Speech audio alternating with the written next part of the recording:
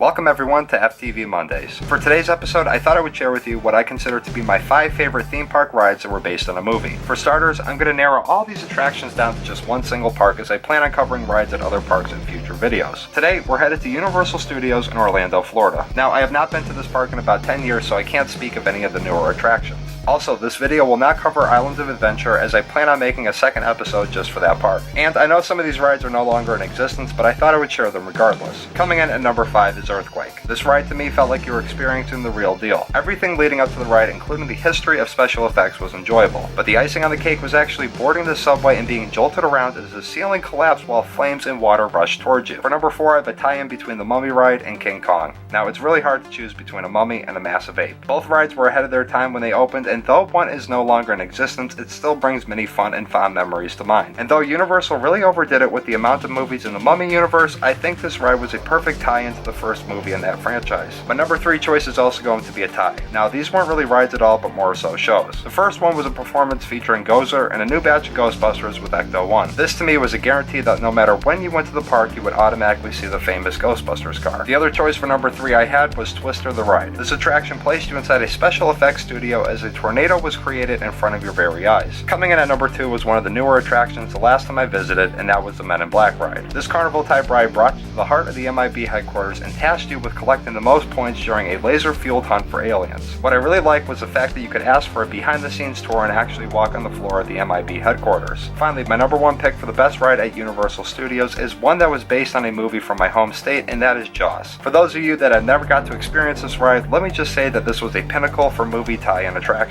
Not only did you board a boat in the harbor, but you traveled throughout it as the shark attacked you and attempted to make it back to land. With numerous tie-ins to the movie and hearing Chief Brody on the intercom, this ride really kept you actively involved in the entire experience. And though rides of this day use more special effects, the practical effects of this dated attraction really created the thrills. Alright guys, that's going to do it for today's episode of my top 5 favorite movie tie-in rides at Universal Studios. If I missed one of your favorite movie rides, let me know what it is in the comment section down below. I hope you enjoyed this video, and if you did, give it a thumbs up. I'll see everybody on Wednesday for Adventure Wednesday. Peace.